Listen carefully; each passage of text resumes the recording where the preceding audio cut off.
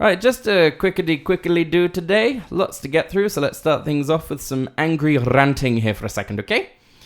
So you responded to a Facebook post the other day that really got me going. It was someone who said, and I quote, "Marvel is not for grown-ups. The idea that they should be given any sort of intellectual weight is faintly ludicrous and, comma, I am sure, comma, a sign of the increased infantilization," which was incorrectly spelled, by the way, in the original post, of our society. Can we talk about this for a minute, please? Do you have things? Let's keep it to a minute. All right, go on. I don't want to sort of waffle on about this. First of all, to each their own. As is your wont to do. As is my wont to do. To each their own. Everybody has their opinion. If you don't like superhero movies and Marvel movies, then that's great. But I think that people are sort of forcing that opinion on kind of the rest of the world. You know, there's a lot of shaming that goes into this kind of thing, and it's kind of starting to piss me off. You know what I mean? Yeah. Like you're being shamed for enjoying popcorn entertainment. And what was wrong with? There was nothing wrong with enjoying popcorn entertainment, 30 years ago. Well, I mean, it's rather the same reaction that you get when you're sitting around a table with people and they say, "Well, what are your hobbies?" And you say, "I like to play video games." You know, like people look at you funny and they say, "Oh, that's for kids," or they look down at you and say, "Oh, aren't you too old for that sort of thing?" Or and it's like, no, it's one of the most lucrative industries in the world, and we're not supposed to enjoy it. And it's the same thing. Like, Marvel is a very wonderfully thought out. Some of the movies are bum movies, but there's nothing like the feeling that I got when I was watching Avengers Infinity War and Thanos snapped his fingers and I had to wait like a whole 2 years or however long it was.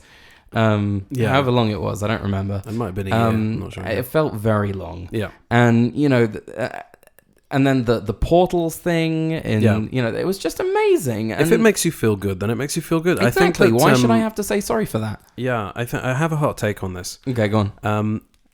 I was in the cinema on opening night here in this country of Doctor Strange in the Multiverse of Madness, which is the movie that we're talking about today. Oh. Yeah, that's interesting. It all connects. We're like a little mini MCU here. It's a well-oiled machine over here at What's Our Seat Number. Yeah. WOSN Radio. So I was in the cinema on opening night, and I was there with an entire cinema completely packed full. And they were all sort of like my age. You could tell that they probably had kids at home. And, the lot of us, we all go out to work every day. We work our asses off. We take care of our kids. We have to adult 24 hours a day, 7 days a week. And for a couple of hours, just to be, entertained. Infantilized, what's wrong with that? Why can't the thing is that the previous generation, our parents' generation, didn't love to get in touch with their child side, with the child within. And our generation seems to have no problem doing that. I have a whole collection of pops. I have a whole collection of comic books. I don't feel like I'm a child. I have to adult day in, day out. So why can't I enjoy what I enjoy? Yeah. And that's how I feel about the MCU. It's, yes, the market is oversaturated with superhero movies. There are a lot of different genres within the superhero genre, which I think gives it shades, different shades. And I enjoy that a lot, but there are a lot of movies out there that if you don't like the MCU, then you can go off and watch 3 Billboards Outside Ebbing, Missouri. What about Whiplash? Came out a few years ago. Fucking fantastic movie. What about Knives Out? You know what I mean? There's no shortage of non-MCU movies. I think it just goes back to that, and we'll finish with this because I like having the last word. There's this, whenever I was in school and people would ask me, what music do you listen to or what do you like, and you'd say whatever it was.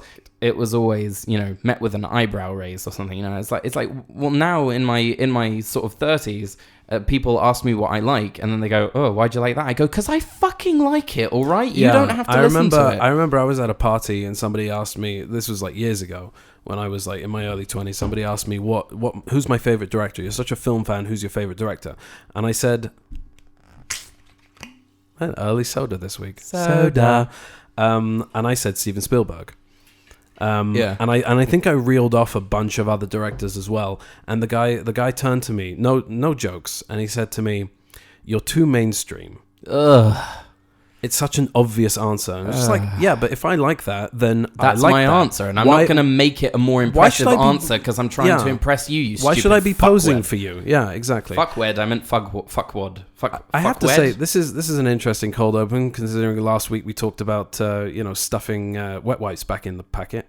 Lovely stuff. People are stupid and should fall down open manhole covers. Roll that intro, please. Let's have an episode. Roll that intro, please. Let's have an episode. Roll that intro, please. No, it's let's have an episode. It's let's have... Oh, you are a fucking... Just roll the intro. Let's have an episode.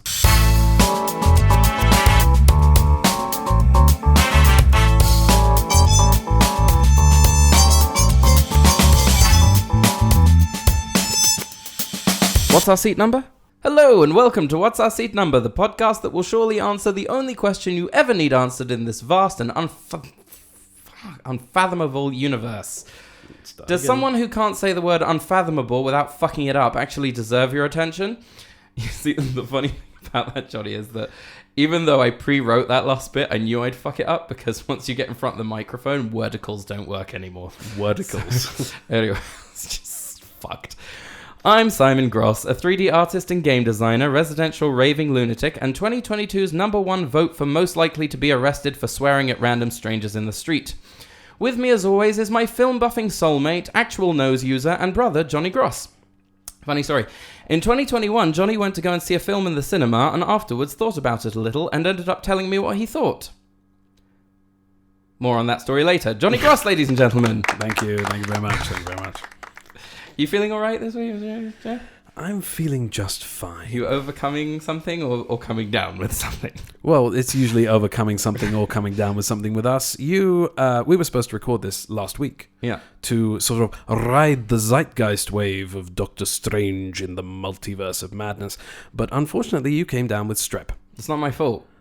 It's my wife's fault. Okay. So, this week we will be reviewing the new film Doctor Strange in the Multiverse of Madness, starring Benedict Smandabickle, Elizabeth Yakuza Olsen, Benedict Let's Play Street Countdown Wong, and a host of other spoilery actors in spoilery roles. This film also marks the welcome return of Sam Raimi into our superhero lives, and what a return it is.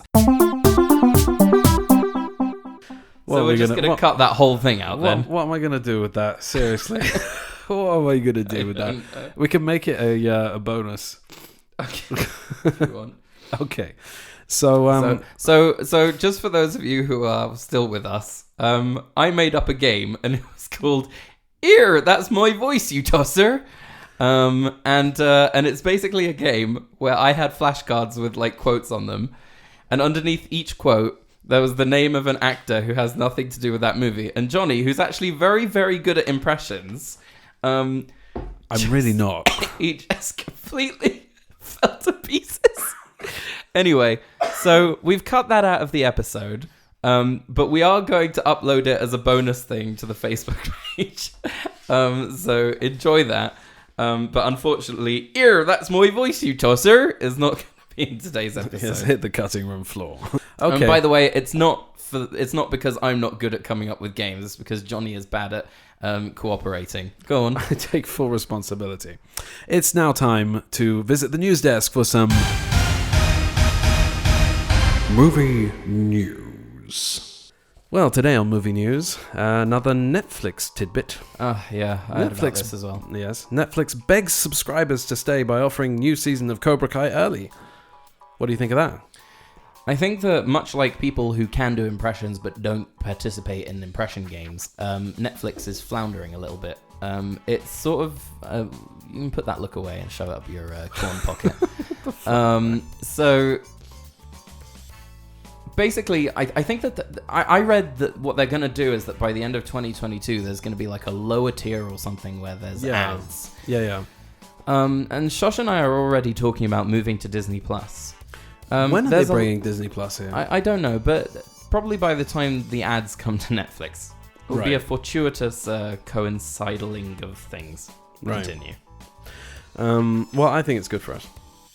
Because why? We want the next season of Cobra Kai. I'm not watching Cobra Kai. I'm not interested enough. I wonder what else we can threaten Netflix into doing. giving us Stranger Things instead of dangling it in front of us like, meat. Yes. Okay. The new Doctor Who has been revealed. Sex Yes. Education star Ncuti Gatwa will I'm replace so Jodie happy. Whittaker. I'm so happy with that casting. I'm happy with that I love casting. him. I think He's that's gonna be brilliant. good. And while we were seeing Doctor Strange in the Multiverse of Madness, they premiered a very long-awaited trailer before the movie of Avatar: The Way of Water. What do we think of that? Does it make you care? What do you think of that, Johnny? Because I honestly couldn't give a flying toss. It looked like Planet Earth to me, with blue people. It just not to take away from the amount of hard work that goes into making a movie like that and making things look as realistic as they do underwater and with hair moving like that underwater and droplets rolling off of the CG skin and all of the fidelity that they've got in there. I didn't like Pocahontas 1 in space. I'm not going to like Pocahontas 2 in space. Right. Do you think they're going to adapt Pocahontas 2 this time? No, because as my friend said to me today, because I said this exact same thing, and he said, wasn't Pocahontas 2 that she went to England? How would they do that? And I was like, oh, they'd have to, Navi would have to go to Earth or something. There are now 2 petitions demanding Disney rehire Johnny Depp for Pirates 6. A 4-year-old Change.org petition has been resurrected by fans of Johnny Depp and calls for Disney to rehire the actor because apparently the franchise will sink and, quote-unquote, will never be able to reach that horizon without Depp's Jack Sparrow being part of the story. Titled, "We Want Johnny Depp Back as Captain Jack Sparrow," the petition has already amassed over 800,000 signatures. 800,000 signatures! And they're 800,000 people with very little to do in their lives. It is the second petition to be revived after a 2020 petition, simply titled "Justice for Johnny Depp," was brought back at the start of May 2022. The petition from 2020 is just shy of 600,000 signatures. But Are they the same people? Maybe. Okay. Yeah, but there's 200,000 people not accounted for. Where are you? Right. But he did say he wouldn't come back even if they paid him alpacas or something like that. I don't know. Is that what he said? He's such something a weird about alpacas. No, but it was Rottenborn that said something about alpacas, and then Right. And then Johnny Depp leaving the courthouse said Rottenborn. something about alpacas. I don't know. We've talked about this before of the court of public opinion and fans having any say in what goes on in Hollywood. And, I say it about negative things and I say it about, positive, quote unquote, bringing someone back to a role after they've been fired. I don't think that we should have any say in what goes on in Hollywood. Right. And I think that Jack Sparrow should have ended his, tenure after the third movie. Yeah. And they shouldn't have made more movies. But you know what? I have completely and utterly lost interest in this in the middle of talking about it. Right. So let's move on. And that was movie news. There's a little bit of movie news for you there. I've come up with a new game that may or may not make the cut. Why? Because you think that I'm going to crumble like a flan in a cupboard like you did? It's very, very possible. Okay. So I will try to withstand what you throw at me. This one is called Yo Bastard, 6 Degrees of Killing Sean Bean. And here's the jingle.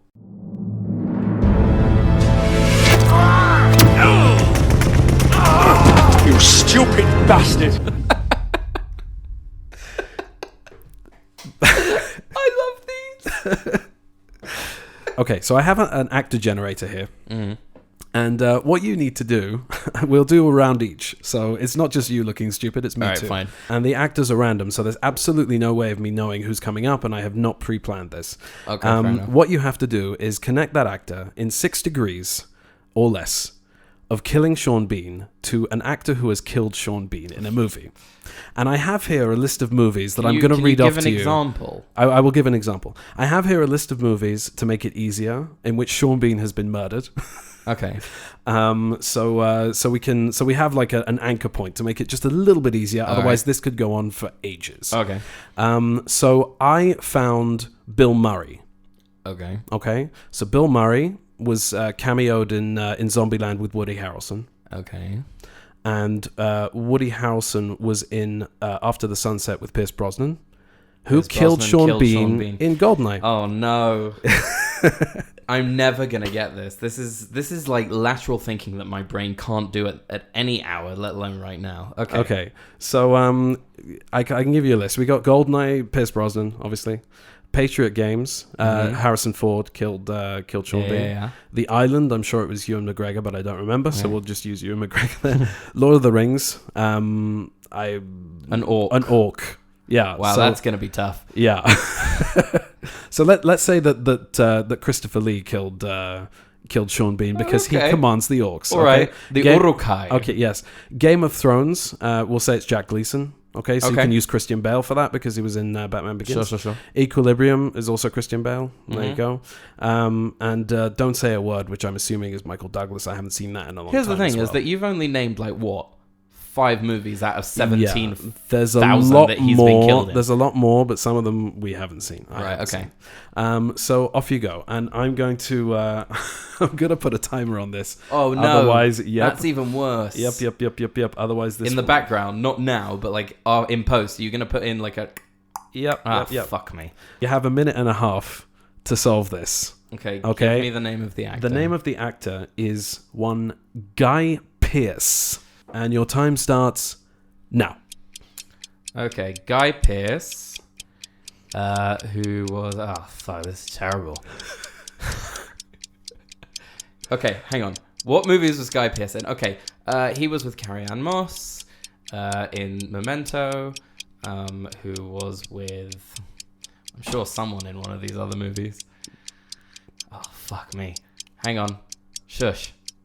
Have you got it already? No, I have absolutely no idea. I was thinking Memento. Oh, fuck. Oh, Christian Bale? I don't know. No, wait. You can use Christian Bale. Wait a minute.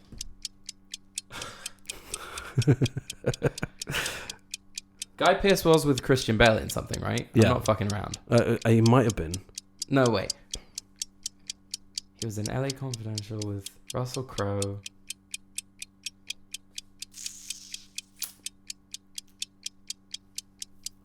This is horrible. This is really hard. Why would you do this? I this don't know. The same I thing did as what I did to you. I did something I think you can do. I can't do it though. It's the timer as well. My mind's gone blank. Yeah. Okay, hang on. Who else was in that fucking film? Okay, but let's try Count of Monte Cristo, right? Okay, so was Pierce Brosnan with Mel Gibson in anything? Your time is up. Bastard. Let's see if you can do any better. Oh, that was terrible. That was terrible. That is really funny. It's really difficult. Okay. That is really hard. You could not have picked anything more out there and difficult. 6 degrees to who killed him in this movie. Right.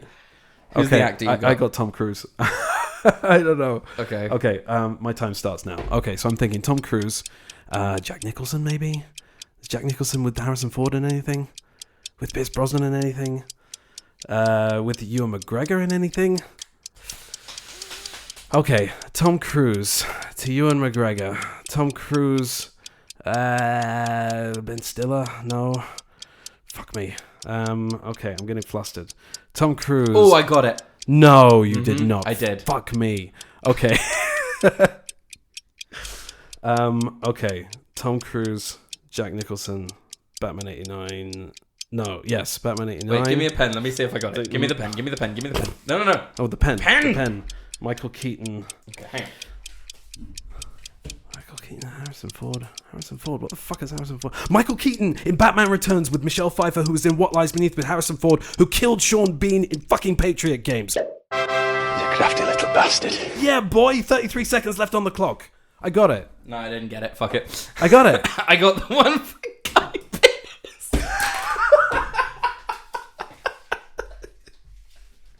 You got the one for Guy Pearce.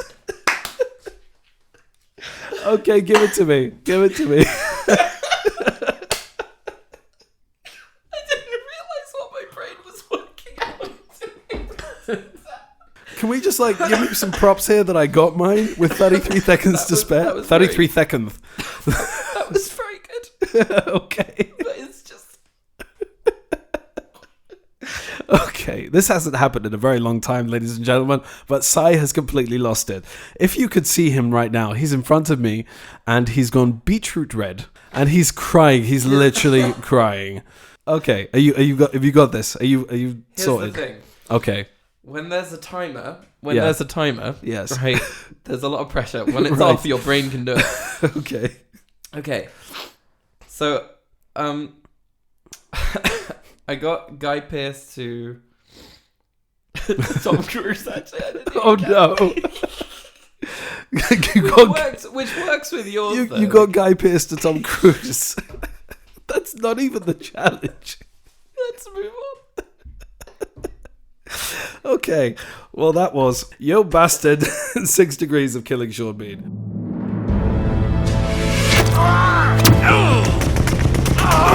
You stupid bastard!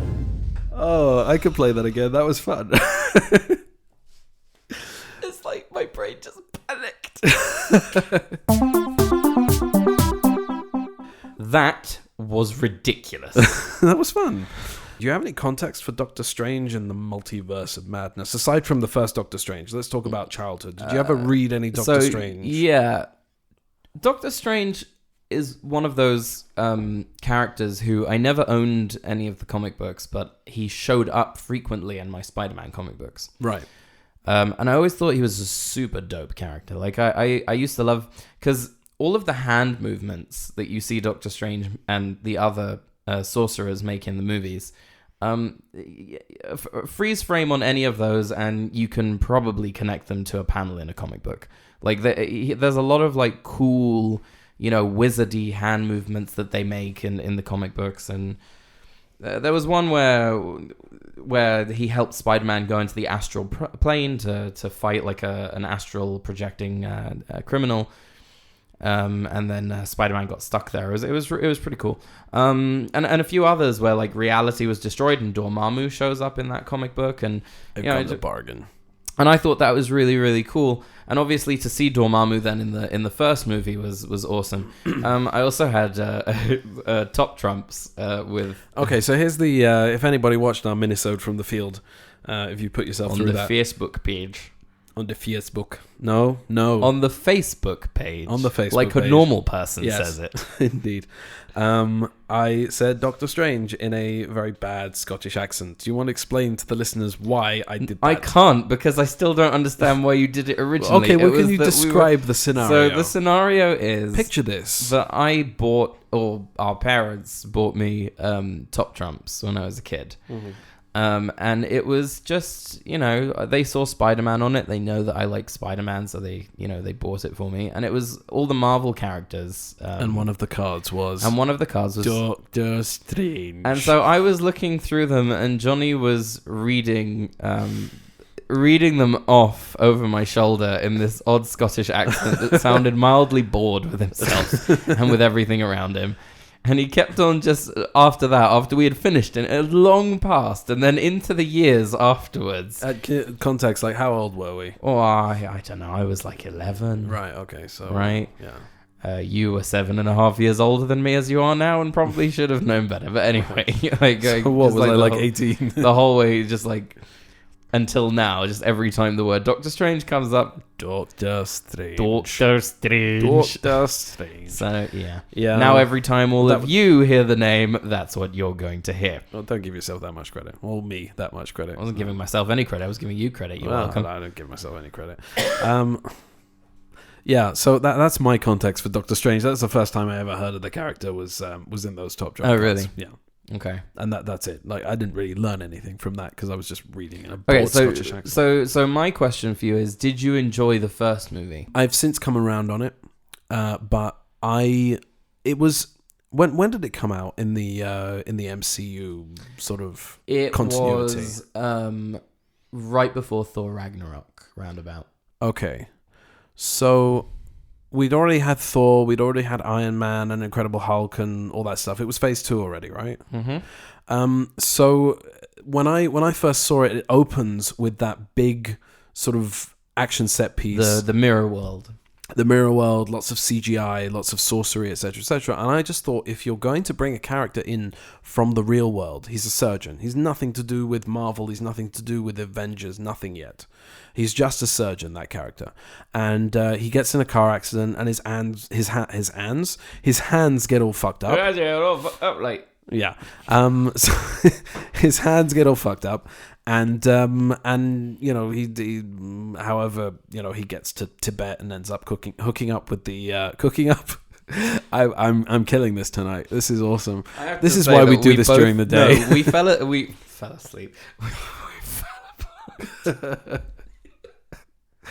I'm sorry. I think Sean Bean killed you. Sean Bean broke the podcast. You stupid bastard. So all of that, like, I like the origin story, but I just thought that the sorcery should have come in a little bit later to establish the real world instead of just throwing you straight into it. Because I believe Doctor Strange was the first instance of magic in the MCU. Okay, we'd had like aliens. What do you mean incorrect? Wanda. Okay, but she's like sort of presented more like a mutant. Of a mutant, yeah, which we'd already seen in the X-Men movies, etc., etc. But like Doctor Strange is full on sorcery and trippiness, and I thought that it should have been led into a little bit. So that was my issue with the first movie. Since seeing the movie again, and I did a marathon, I think in around 2018, before Endgame. Yeah, and who didn't? And I thought that watching all of them together, there wasn't a dud among them. Even Thor: The Dark World, I enjoyed it, and I think it had its place within the continuity because there were things that referred back to from Thor: The Dark World. So I thought I enjoyed all of them when I watched them in all in one. Even Iron Man 2, which even I think is a subpar. I'm not a massive fan. It's too long for one thing. They could have cut it down quite a bit. So I enjoyed Doctor Strange when I saw it in 2018, and I thought that the way it leads into the movies after it, which you don't have the benefit of foresight when you watch a movie like that in the cinema, so you don't know what's coming next. You don't know where they're going with it. So that definitely gives it an extra color. So I enjoyed it a lot more, and I do like the character, and I do like Cumberbatch, and obviously Benedict Wong was introduced in that movie, and he is just brilliant. And we've loved him since the IT Crowd, since Street Countdown. Yeah. And obviously in this movie he kicks a lot of ass. Yeah, I really enjoyed the first movie because the idea of sorcerers in the MCU is nothing new to me. I didn't say it was new in terms of Comic books. Like talking about the films as a separate entity. You have to because it's a different medium. And I thought that at the time, within the continuity of the films, it should have eased into it just a little bit more. It was an adaptation that I was greatly anticipating, and I just find his world to be incredibly rich and interesting, and there's so many. You know, because you have all sorts of like aliens and monsters and whatnot, but when you start dealing with other dimensions and sort of, gods and stuff, and he's multiversal, traversal, it fits right up my corn pocket. So I like really enjoyed it. The first time I watched it, when the Ancient One sort of sends him through his mind, and there's that whole trippy psychedelic thing of him flying through like an eyeball, and it becomes multiple eyeballs. It's just crazy. And I was like, yes, this is what Doctor Strange should be. Like, they nailed it. And also, Benedict Smandabickle is a fantastic casting choice. He is a great casting choice, yeah. Although I hear a lot of people complaining about his accent. Like, I get it. But like, it's pretty fucking good. Like, it doesn't bother me. me. I thought that maybe they could have sort of retconned his backstory a little bit and had him like talk like Sherlock. Just use his actual accent. Well, have him be British who moved to America. Yeah, have him be British who moved to America in a with a sort of lower register as he does, because he doesn't talk like that. He talks like this. He's got like this sort of normal voice, and then when he's Sherlock, he's a lot deeper. And that's what I thought when I saw the 2016 movie. But since I've come around on the accent a little bit. In the comics, he does sort of sound, or they portray him in the comics that I've read anyway. He does sound a little bit more, uptight and whatnot, and that would lend itself well to a British accent. So it lends itself well, but I think the idea is that he, he's a New Yorker, and he's whatever. He's a very arrogant doctor. Okay, so That's the context. That's the context. So let's move on to Doctor Strange: The Multiverse of Madness, which is a bit of a mouthful, which is why I'm slurring my words. Could you say it again then? The Multiverse of Madness. It's okay as a whole. It's a little less trippy than the first movie. Would you say? I would not say. You would not say? A little less psychedelic. Yeah, more of a leaning towards the horror elements. Right, exactly. I did find there's a moment where he's basically looking after a young woman who is a Oh, by the way, here be spoilers for this movie and everything that's been in the MCU up until now, right. TV shows and everything. So he's looking after this young woman, and she can move between the different universes, right, America in the multiverse, Chavez, right? And there's a moment where she opens up a portal by accident and pulls him through with her, and they go through all sorts of different universes, and one of them they're made of paint, and in one of them their bodies are coming apart, and it's just brilliant. That's pretty trippy, and that was the stuff I was looking for. I didn't necessarily need the entire movie to be trippy. The thing in the first movie with the mirror sort of dimension, even the fight inside the mansion where Mads Mikkelsen makes the floorboards run underneath his feet, it's that's trippy. There wasn't so much of that. There was more sorcerer on sorcerer sort of fighting going on here. Okay, Wanda versus Doctor Strange, and she's like Scarlet Witch is, I have to say, Elizabeth Olsen breaks my heart in this, in this movie, in Wandavision. She's amazing. Right, let's talk about that a sec, because I remember quite a few people saying when the movie first came out a week ago that you don't need to see anything before watching this movie. Absolute which rubbish. I think is bollocks, because you can understand that there is in movie exposition. Yeah, and you can sort of get the gist. I think that the emotional payoff of having seen Wandavision and then seeing her progress in this movie into what she becomes, which is the antagonist of the movie, which also was kept a very well guarded secret from the trailers, etc., etc. What? I knew it was. I mean, it was because there was an idea that perhaps she was going to, and then this was the original plot, I think, was that she was going to team up with him and then turn bad by the end of it. And she ended up being the full-on protagonist for this, the full-on antagonist for this movie.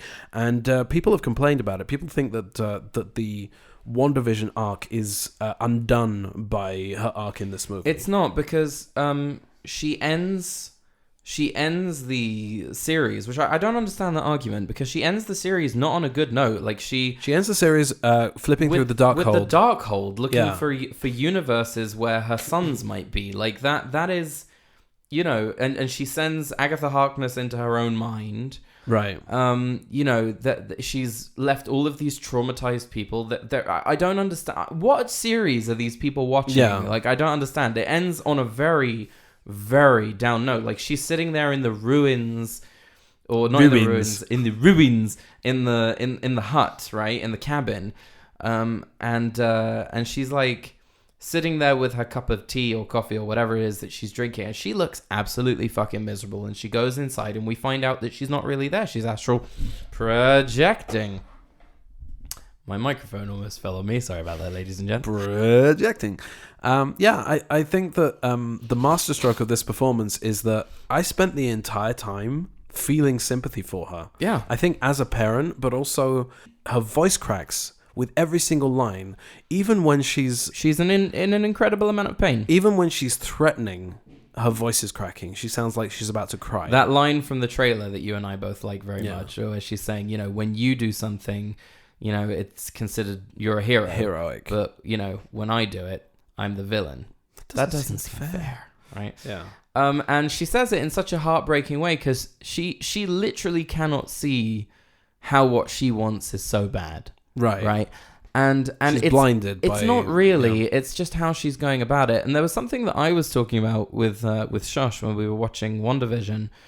I think we're about 3/4 of the way through the series, and we discovered that she was enslaving all these people and all that. And I'm like, she's the monster. Like she's the villain, you know, like even though it was Agatha all along. Even though it was Agatha all along, but it wasn't really Agatha all along. You know, Agatha Harkness is a fantastic character, and I love that they did that whole thing. But, you know, at the end of the day, Wanda's doing a lot of bad stuff, and, you know, we're thrown into her shoes, and it's very easy to side with her. Yeah. Because of how much pain she's been through in the previous movies. Right, which you do need to have seen. By the way, someone said to me they haven't seen Spider-Man No Way Home, and they have to watch this. They have to watch that before they watch this movie. And I was like, that's not really the required viewing. Like, yes, you should see it, but WandaVision is the required viewing. Right. Also, Endgame and Infinity War. Like, you have to know what she's lost. Like, also Avengers 2. You know, she loses her brother, and we also find out that they both lost their parents. And, you know, there's this whole thing where she's in lockdown. She's not allowed to leave the you know, and there's a lot of... Avengers Tower, Yeah, there's a lot of things, or the complex. But, you know, there's a lot of things that have happened to her, and then she loses this man who she loves, and she goes on this mental breakdown where, you know, she's enslaved an entire town just to keep up the pretense that everything's hunky-dory. Right. Now, the thing is that Vision is still out there. Because he flies away at the end of, you know, his memories are downloaded into this Vision clone. Yeah. And he flies away to find himself. Like, that's and someone said, why didn't she go looking for him? And it's like, it's not about him. Yeah, it's not about him. It's about the kids. He could have turned up to sort of talk her down. I think that would have been the easy way out. I don't think that... I think if they would have... Not the writers. If that would have happened within the continuity of this story, the dark hold, and forgive the wording here, but it has a hold on her, the dark one. And it's, you know, I don't think that there was any amount of reasoning that he could have had with her. Right. But I think it's more about, like, you know, losing a child or two children in this case. She conjured them up, but at the same time, she believed they were real. So yeah, it's the thing in the comics as well about House of M, which is a story that, you know, basically involves the X-Men, the Avengers, and a lot of the Marvel characters, where, you know, she had these children with Vision, and then it turned out that they were just conjured.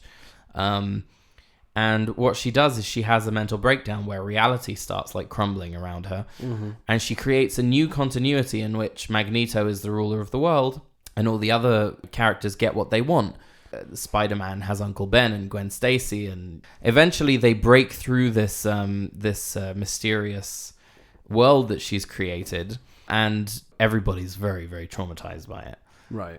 Because suddenly everything's gone. Right. There's a great panel, and it's heartbreaking. It's, you know, like Peter Parker is sitting with all the other heroes, and, you know, he's lost them all over again, and he's just crying. He doesn't want to talk to anyone. He's just sitting there crying. And the reason I bring this up is because they didn't do a massive MCU event over House of M. They did a mini version of it in WandaVision, where, you know, she has this, like, she loses Vision in Infinity War, and her appearance in Endgame is very short, and so we're given this glimpse into what happens with Wanda's powers when she is able to just do what she wants. She goes off, the other Avengers aren't, like, you know, checking on her, and she kidnaps all these people and creates this illusion around herself, and then she loses that. Right. It makes 100% sense that she's now the villain. But the thing about Elizabeth Olsen is that she makes her so damn relatable and likable. You don't have to have been a parent in order to sympathize with her, because it's just about those words that she says. That doesn't seem fair. Like, if you have been watching any of the movies with her, and with her in them, not with her on the couch next to you. Although that would, that'd be nice. But, like, you know, you sort of, you can get it. Just for, it doesn't matter. Our kids or whatever, from losing Vision, you don't have to have lost someone either. You don't have to be in a relationship with someone. You know, it's just a terrible thing to.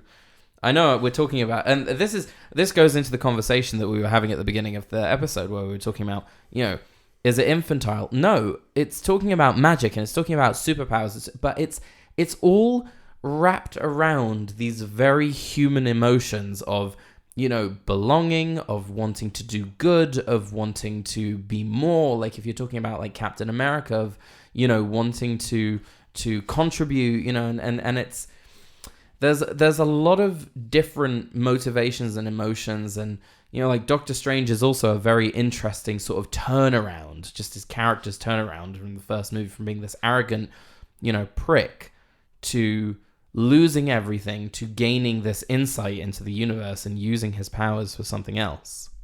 Anyway, I'll stop rambling. I'm just saying that there's a lot of relatable feelings that go into these movies. It's just that I watched her performance and I thought to myself that I wished that is how they would have handled the Dark Phoenix saga. Yeah. That I didn't get enough of Jean Grey in X-Men and X-Men 2.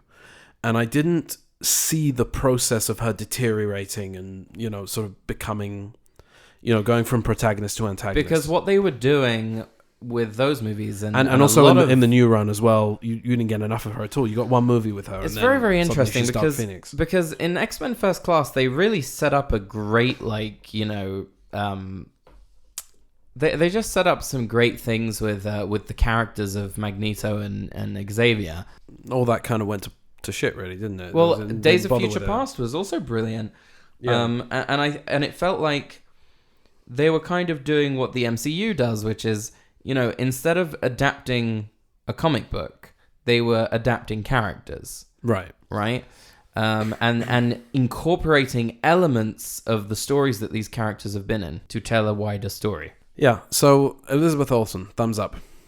2 thumbs up. Yeah. I even etc. Yeah. I even had sympathy for her when she's sort of becoming the slasher character, she's kind of stalking them. Yeah. She comes through the mirror like kind of backwards, like Samara out of the Ring. All of this kind of stuff. Or Pennywise from the fridge. Yeah, like she's proper antagonist. She's proper like sort of villain, like scary villain as well. Yeah, and they had like a whole thing in the tunnels where like she's hunting them in one of the other universes, and Doctor Strange is looking through.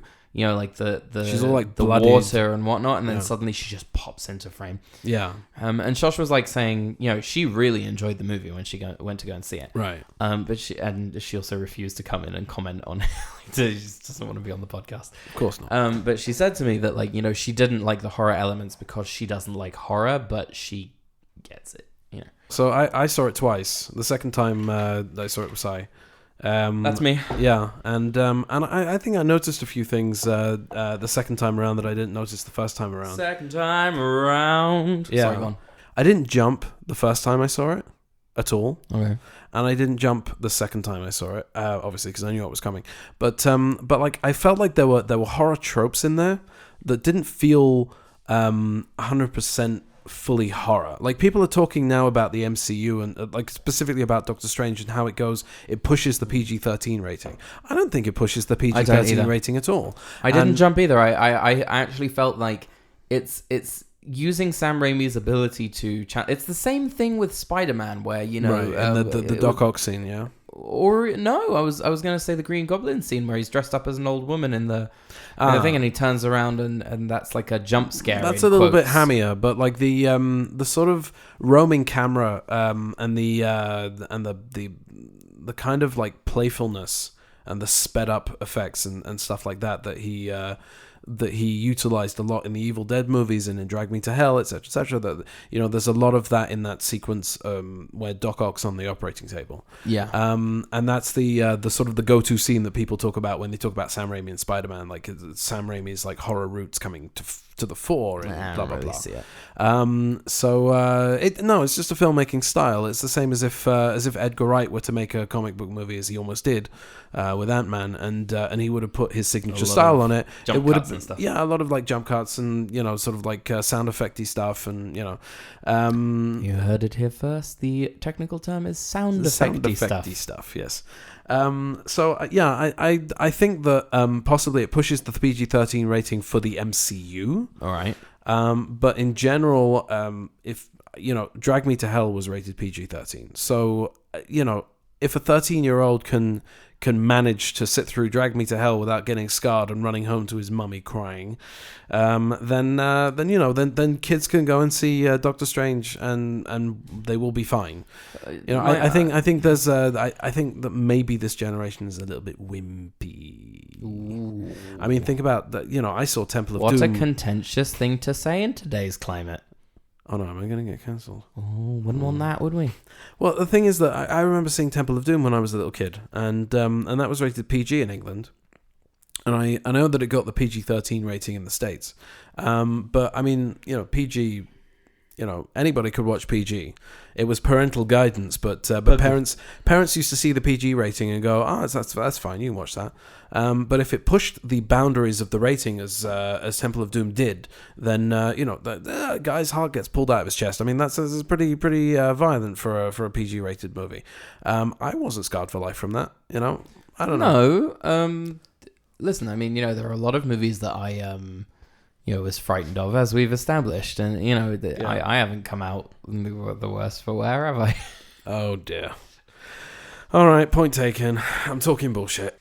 No, so I love the Sam Raimi tropes, the sort of the horror elements that he brought into it. There's a lot of really good stuff. Those like Dutch angles and the kind of like push in on the slamming door that's like sped up and etc. etc.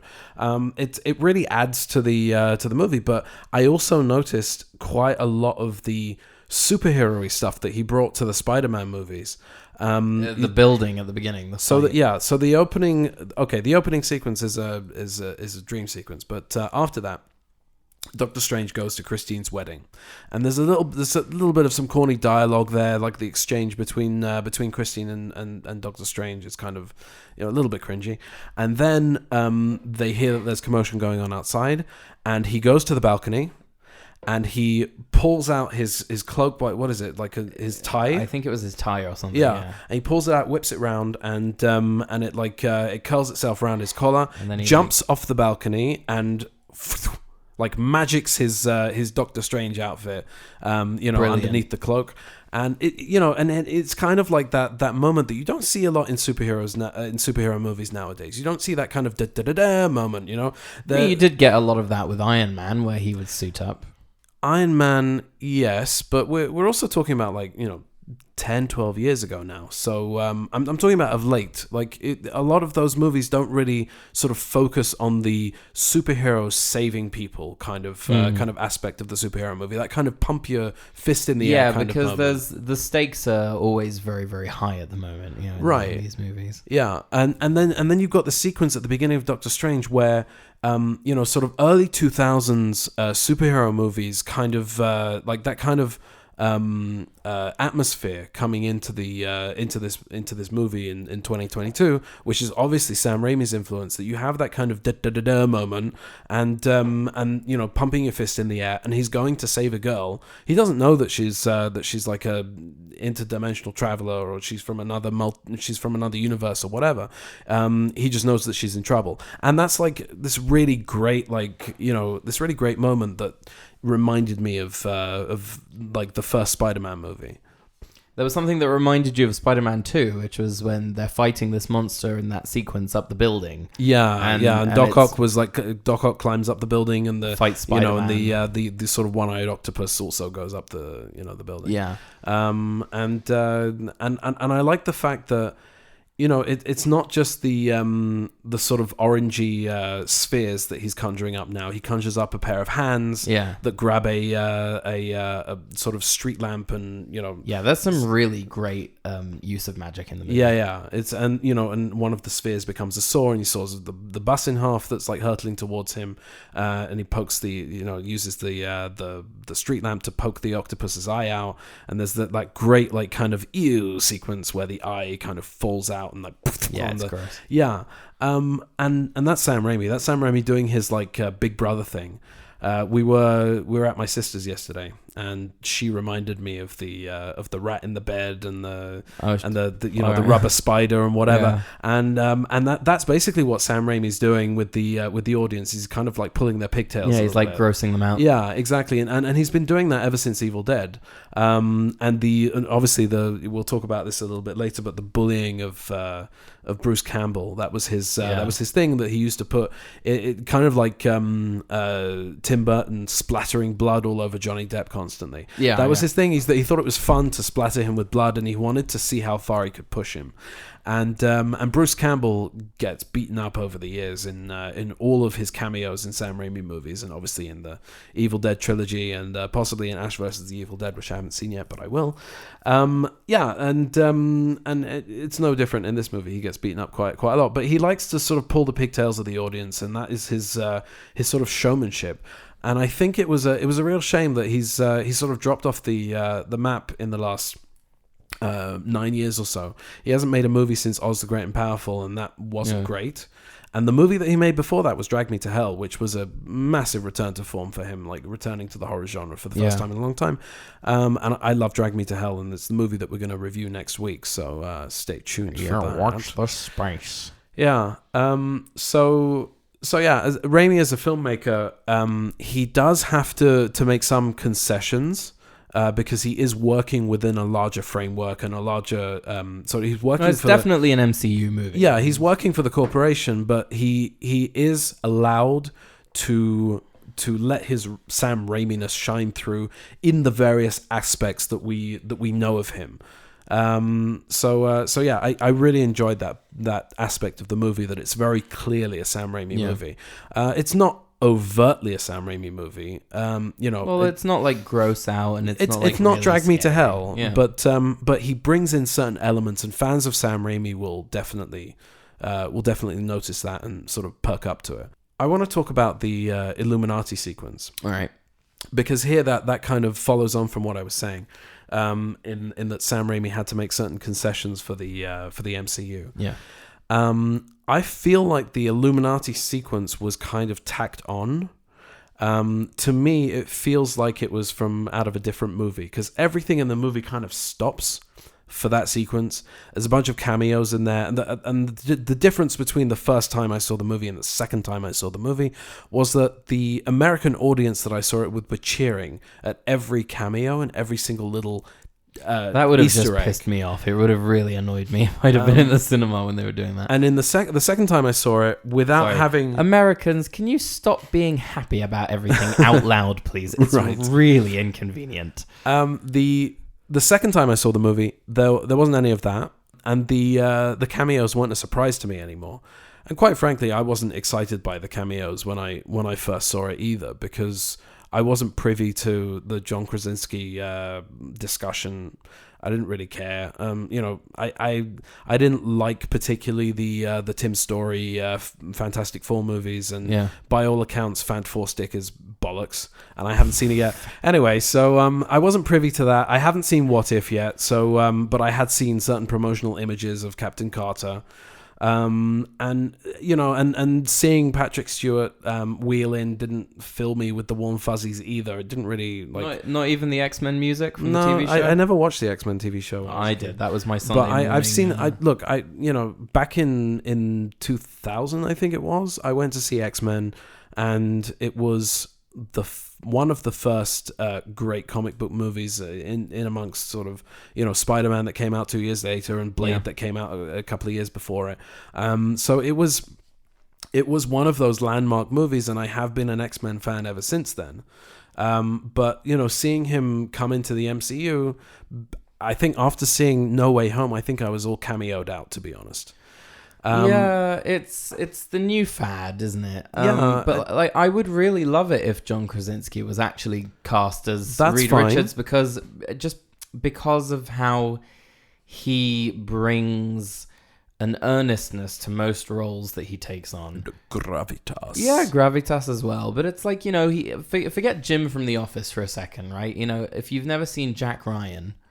I saw Jack Ryan, and I've also seen A Quiet Place. And Quiet I think Place as well. He's not only a very skilled actor; he's a very skilled writer and director as well. Yeah. And there's even, you know what, A Quiet Place is a better example even of how he says a lot with, you know, nothing. His face. Yeah. There's no very little dialogue in that movie. And I think that one of my problems with Reed Richards from, you know, Ewan Griffith, from Ewan Gruffords.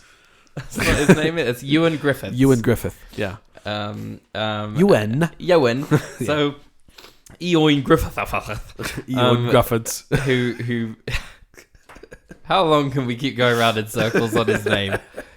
You know, is that I just didn't. Yeah, it's spelled Ewan Grufford. That's why I didn't give a shit about him. And he was, you know, also Jessica Alba. And I think that if they could convince, I'm not one of those crazy fanboys who's like, oh yeah, let's get John Krasinski and Emily Blunt to play, like, you know, Reed Richards and Sue Storm. That would be really cool, right? And this cameo is cool on its own, but he would be really good casting for it. Forget her. He would be really good casting, but I didn't think in the overall. It wasn't. The whole sequence was. I didn't feel it was tacked on, but I felt like it didn't go anywhere that the movie needed to be taken in that direction. Which is why I felt like it was tacked on. I felt like what it did was it solidified.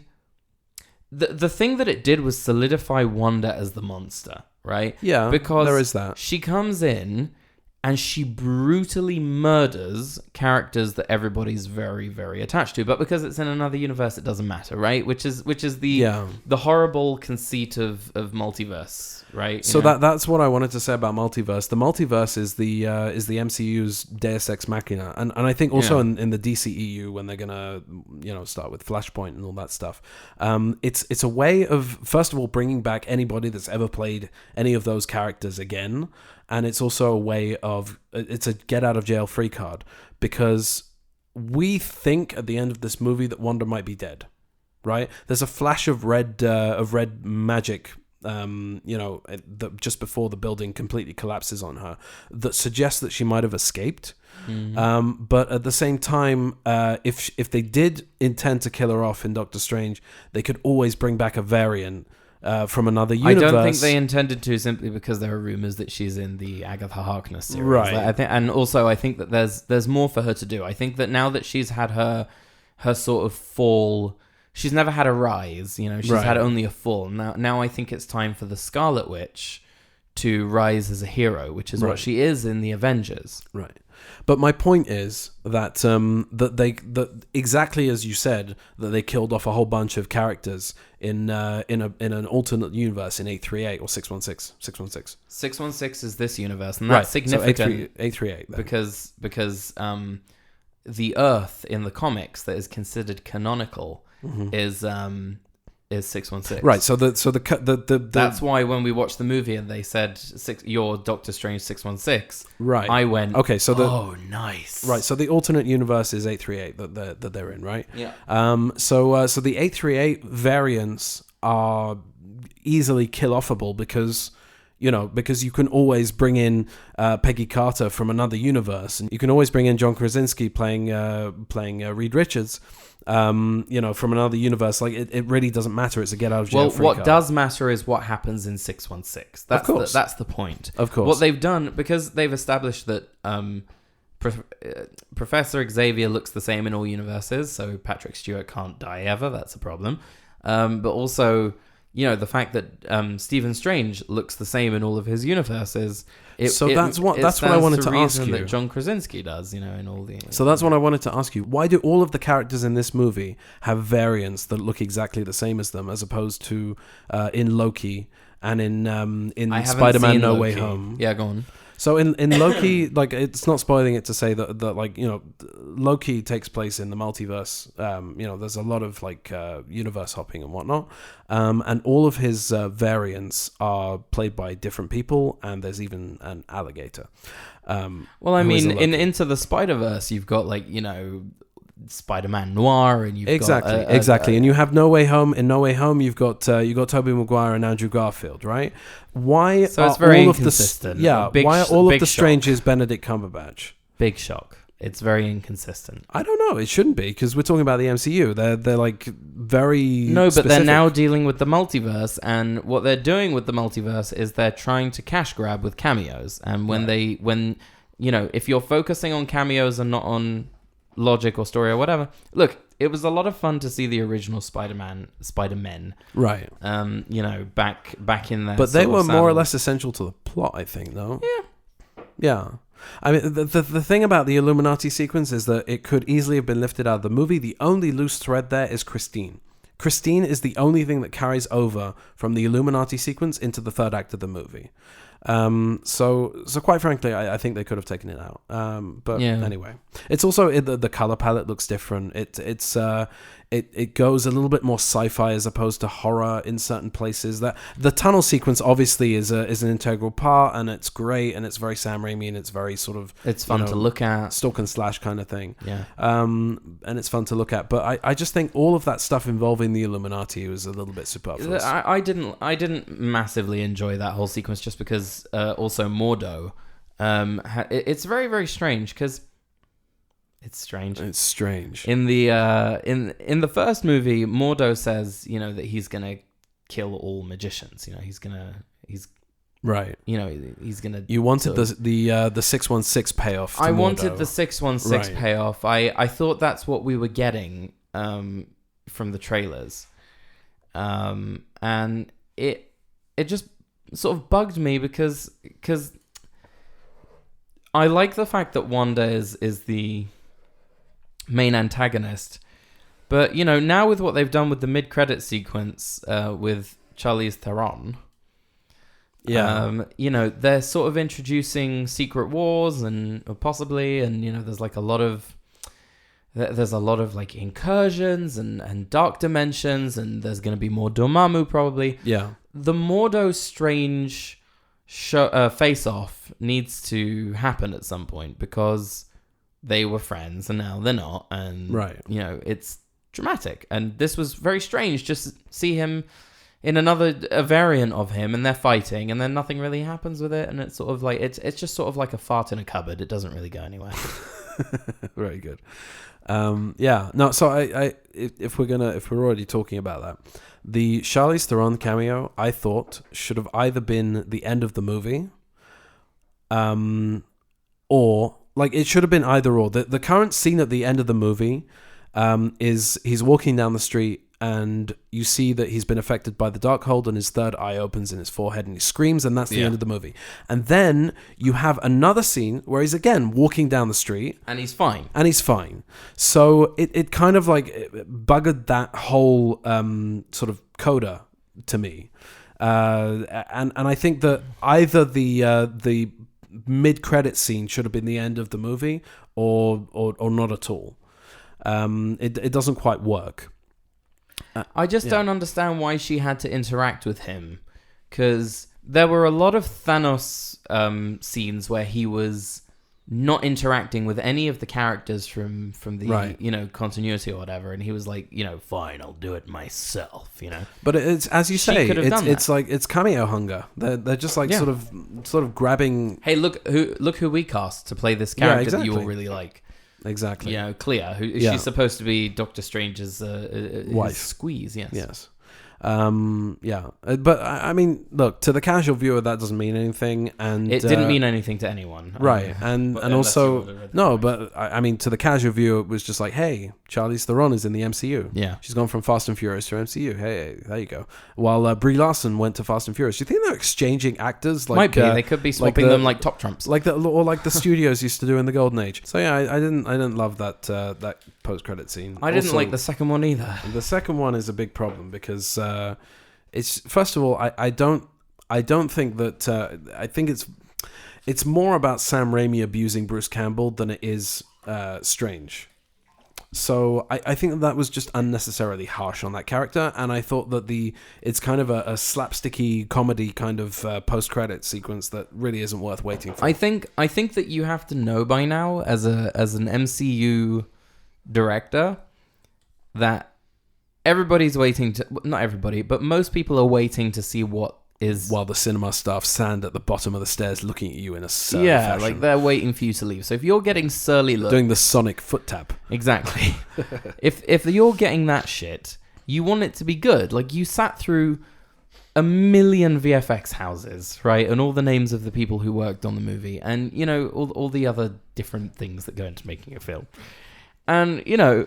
You want something good. Now, it doesn't have to be amazing, but like I said to Jonny, I said to you in the cinema, that was absolute fucking rubbish. Like, what a waste of my life. Right. Like, yeah. why? And I said, like, they don't always have to mean something. They don't always have to tease something. Like, but they should have some kind of meaning in the MCU or something. Right. Like, you know, there was that thing where Stan Lee was talking to the Watchers in Guardians of the Galaxy 2, and we'd never seen the Watchers on film before. That would be like if they had the Court of Owls in a post-credit sequence in the Batman. Yeah.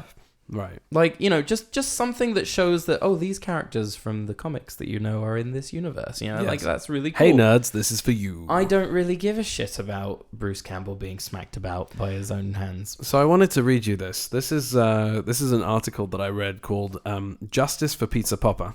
Doctor Strange 2's working class hero reveals the real villain of the MCU, and it's a Collider article by a guy called Russ Boname. He says, Is that a real name or not, do you think? It might be a pen name. All right, go on. Hopefully the MCU will try to right the horrific wrongs caused by Doctor Strange in Multiverse of Madness, and it seems only fair that Pizza Popper receives the recognition he deserves. Maybe a 6-episode Disney Plus show about the frustrations of heroes trying to take money out of his hands. Maybe an origin story, Pizza Popper and the Legend of the 10 Slices. Or Pizza Popper in Crust Mania. Maybe he can be the personal chef of Star-Lord, Groot, Drax, or Rocket Raccoon and the rest of the gang. Guardians of the Galaxy Cheese, Volume 3. Marvel needs to condemn the actions of Doctor Strange and put the spotlight on Pizza Popper. It might sound cheesy, but he's the hero we need. Right. Now, you're saying that's tongue-in-cheek. Yes. But there are idiots out there who will read that And then go, start a petition. yes. And there'll be 800,000 signatures on it.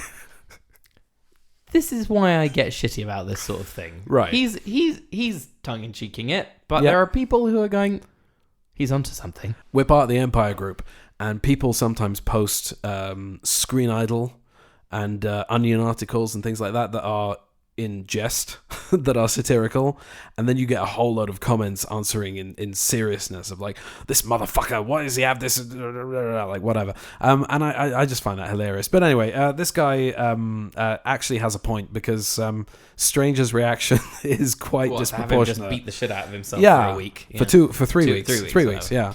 And then is how little I cared. Like, yeah. No, I don't know. It's just kind of a shitty little addition, and that's probably Sam Raimi's fault. But anyway, it was just a waste of my time. It was a waste of everybody's time, and I was like, maybe there should be something else. Maybe there should be something else at the end of this movie. I think it just should have ended with him screaming and the third eye opening. Yeah. What did we think about the third eye, by the way? I didn't think it looked that convincing. The effects for it aren't good. I will talk about that after. All right.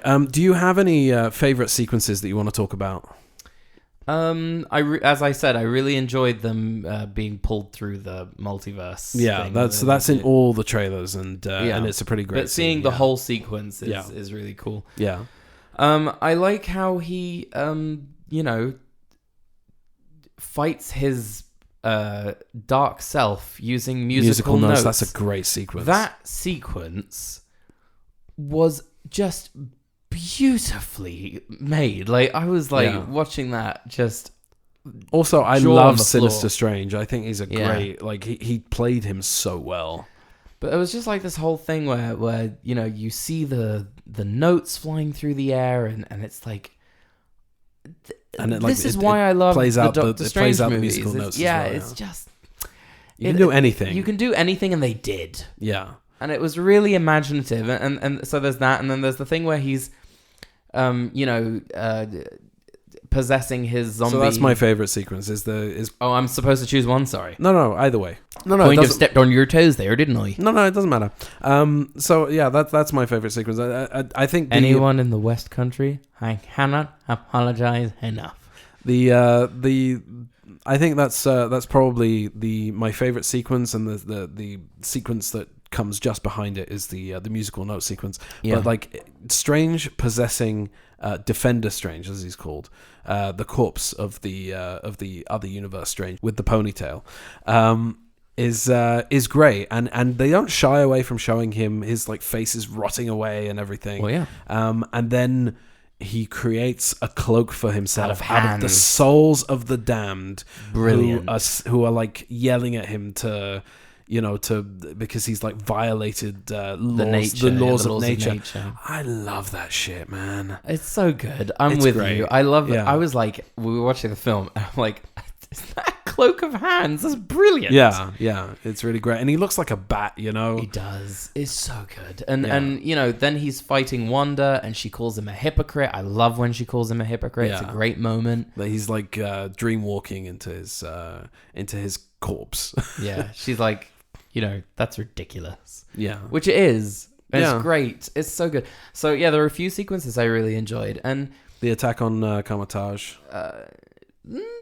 less so. Like Less yeah, just because I knew that she was going to rip them a new one, and also I just think that they took their time with it. I like the second half of the attack on Kamar-Taj where she's coming through the water and the mirrors, all the reflections. Yeah, that's great, really yeah. cool. Just the whole thing where she's outside, and Wong says to Strange, "Be delicate with her," and he goes up there and he's predictably an absolute asshole, and then he comes Right. back down and he's like, "Did my best." Like it's almost Sorcerers, fortify your minds. street countdown. Street countdown. You really should tell more people about it. It's great. So I really had a ball with this movie. I enjoyed seeing it twice. I enjoyed seeing it once. I enjoyed it the first time. I enjoyed seeing it with you as well. I think it's time to hear a little bit of trivia. So let's take a visit to Trivia Corner. Elizabeth Olsen flew to London to work on this film just 2 days after she finished filming WandaVision. Oh really? Yeah. Cool. Yeah. She's like, So she was in the zone already, which Yeah. is, so, anybody talking about inconsistency, she went literally y'all. from WandaVision into this, okay? The one-eyed tentacle monster in the film is known in the Marvel Comics as Shuma Gorath, who was named from a phrase in the Robert E. Howard story, The Curse of the Golden Skull, published in 1967. Due to rights issues between Marvel and Howard's estate, the film has the monster renamed Gargantos after a sea monster in the Marvel Comics. Did you know that? No. Do you care? A little, actually, yeah. Okay. This is composer Danny Elfman's 16th comic book feature after working on the Tim Burton Batman films, Dick Tracy, Darkman, the Men in Black series, the Sam Raimi Spider-Man films, Hulk, Wanted, Hellboy 2, The Golden Army, Avengers, Age of Ultron, and Joss Whedon's Justice League. Unfortunately, I didn't really feel the Elfman. I didn't feel the Elfman, but I felt it had I enjoyed the score. I made a note of enjoying the score, and when I saw his name in the end credits, I was like, oh, okay.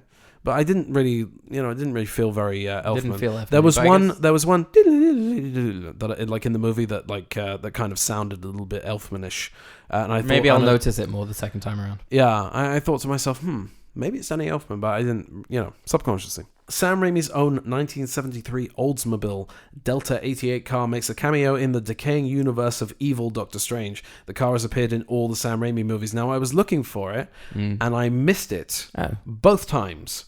But apparently it's in the sort of the decaying universe. So there you go. Cool. Crazy directing casting. With K's. Crazy director casting with K's. Ari Aster, Mike Flanagan, and Jennifer Kent were in the running to direct the movie after Scott Derrickson left. Mike Flanagan would have been an interesting choice. Ari Aster would have made this hard R. Yeah. Like, very disturbing. Anyway, that's all I've got. That was Trivia Corner. Right, so here's my problem, right? Is that Yeah, you were talking to me about this earlier. Yeah, so VFX Attic is no longer open to us anymore. Why is that? Well, Is it the same thing that happened to the tagline game? No, this one actually has a reason for it. The stairs. Tagline game has a reason for it. No, but I mean in universe. You're bored of it. No, in universe. Okay. I'm not bored of it. You're not bored of it?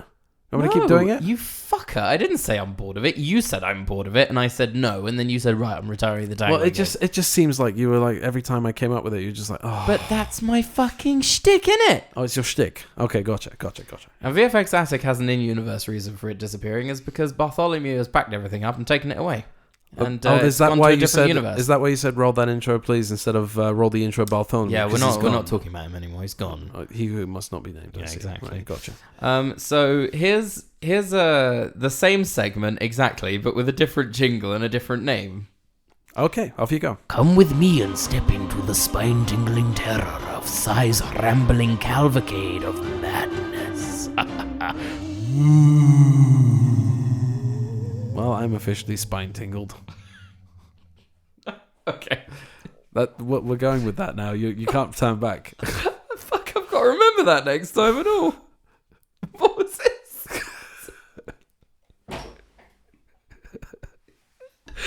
Size cow. And the mic has fallen on him again. Oh, that's just brilliant. You're just a fucking genius tonight, aren't you? Oh, yeah. Oh man. Oh god, your pop filter's gone a little high. Right. Okay. So yes, having completely forgotten what it was. Okay, so there's something that I've kind of got with the MCU movies now, where they're using, and it's not just the MCU movies, it's every movie that's a CG fest. They're using CG doubles all the time. Yeah. And sometimes it's to great effect. In Doctor Strange 1, I thought it was quite good. But there's a couple of shots where, I don't know, like there's a thing in the opening sequence that we were talking about with Gigantodorus, whatever his name is. Benedict Wong is thrown, into a car. I noticed that, yeah. And it's very janky, and the shading is off, and it, like, even in that very quick sequence, I could see that it wasn't composited very well. And there's like a quick shot where it sort of zooms in, like it cuts to a different angle of him, and then he's reacting to hitting the car that he was thrown into. It felt very sort of, slapped together. And there's a few shots like that where there are, CG doubles being used. All the magic effects, like as I said, like the music battle thing is brilliant. Overall, I was very, very happy with, the effects in the movie. I think in a movie like this, where you're dealing with sorcerers, there's gunts to be some CG, right? Right. Like the opening sequence, I noticed that when Benedict Cumberbatch and what's her name, Xochitl Gomez, they're running, and then they jump, and then they do that land. flailing arm terrible. Thing. And it's obviously wire work, and it's it's not very well put great. together. Yeah. But and I noticed that right from the off. But to be honest, that kind of, it doesn't always bother me anymore. It doesn't take me out of it. It's just that, listen, I mean, part of what I do is I look at movies and I go, hey, that's really good VFX work, or it's not good VFX work, Right, and right, I'm often looking at, listen, when we were looking at the tentacled creature at the beginning, I was just dazzled by the amount of detail and how gross it looked, and like the tentacles. There's a shot where it sort of wraps around. I'm gonna say her name wrong, Xochitl Gomez, there's like all the suckers are right up close on the camera, and you got some great specular detail on there. You've got amazing, work with the sculpting. I'm seeing that, and the animation's really good. So, all of that is tied together really nicely, and you can tell that they obviously had certain shots where they had enough budget, and certain shots where or time. Because I'm wondering also what parts of the movie were part of the reshoots. Yeah. And also, I saw an interview with Elizabeth Olsen. She wasn't in the same room as them? Yeah, she wasn't in the same room as the Illuminati, yeah. She'd never met John Krasinski. Which makes a lot of sense, because there's barely any shots where they're sharing frame. Right, yeah. And, look, I mean, also, the way that she kills, Reed Richards, and she sort of turns him to spaghetti or whatever it is that she does to him is both comical and horrific at the same time. And it's imaginative, and I love all the magic effects. Like, I know that a lot of that is just a lot of 2D compositing of these different elements and whatnot, but they do it so well. And but the also it actors works really really sell well. it. Yeah. It works really well with the finger movements and how they're doing it, and it doesn't ever feel like they're not pulling energy from, wherever the energy comes from. So it's really great. And just kind of like, I didn't feel that there were any effects that didn't tie into the scene. Even at the end where they're fighting in this sort of temple thing, they've got the arms coming out of his back, the cloak, and he's a zombie, and they've got America Chavez, with like her stars flying at, the multiverse portals and all that. There's a lot going on, and I never felt that anything wasn't like reflecting properly, or that, lights that were coming off of the magic wasn't being reflected on their faces or on the floor. Like, I didn't notice anything like that. So I thought everything was composited and tied down really, really nicely. But yeah, I'm starting to think like I'm annoyed with the body doubles. I know that I know that you can't always do everything, but there are certain things that you could do with a stunt double. I mean, the body doubles have always been an issue, though. What, CG body doubles? Yeah, they have been. They have been, but I thought that they did a really, really convincing job. Like in the first one, there were a lot of moments that were completely CG that did not need to be CG at all, but I didn't know they were CG. Like the thing where Strange throws that sort of contraption on Mads Mikkelsen that sort of, constricts him and whatever. That whole thing is a CG shot. It's a CG Mads Mikkelsen. All he's doing is moving in a robotic way. The actor could have done that. Right. And they could have just composited the CG element on top. The whole thing was a lot of that fight is even Doctor Strange is CG in a lot of those shots, and you can't tell. It's pretty damn dope. And the shot that the environments are all CG because you've got like bits sliding over each other. So the way that they recreate physical environments that are actually sets that are then being, or maybe they're not, I don't know, I can't tell anymore. And that's the magic, right? Right. But then when I see something like that, maybe I'm being too harsh. Right? Because, you're sort of looking at it and you're going, okay, so look, they've done all these other things that are great, and then you're going to get annoyed about that one thing. And, it's not fair because it's a lot of hard work, but if I've got a nitpick on something, it's going to be the CG bottle doubles. Well, leave that in, why not? Yeah. Anyway, I can't remember what I called this segment. Is that what you got? CG body doubles, bottle doubles. Well, I mean, what else would you like? Would you like me to comment on something specific? No, I was just wondering if that was all you had. Yes. Okay. All right, then. Do the jingle. Come with me and step into the spine-tingling terror of Sai's rambling cavalcade of madness. So I will just... Okay. Note again. to self, replay jingle from before. Until I learn it. We'll Right. do it every week. Yeah. Well, that was our discussion on Doctor Strange and the Multiverse of Madness. If you enjoyed that, you can check out the rest of our episodes. We're hosted by Podbean. We're also on Spotify, Google, Apple, Amazon, Listen Notes, and Pocket Casts, and probably other platforms that we don't know about. So check us out. Please feel free to give us a like and a subscribe and maybe a review. That Comment. would really help us out.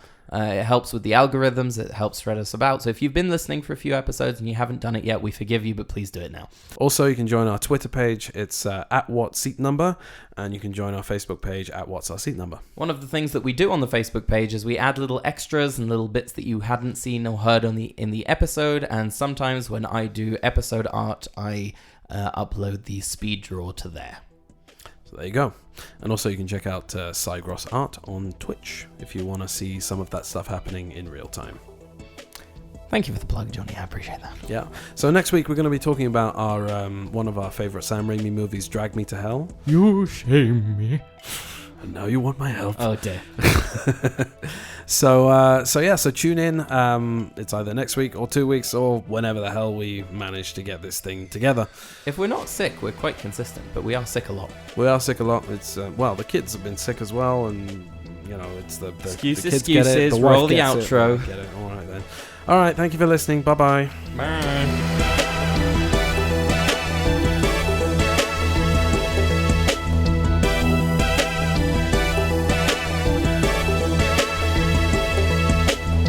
What's our seat number?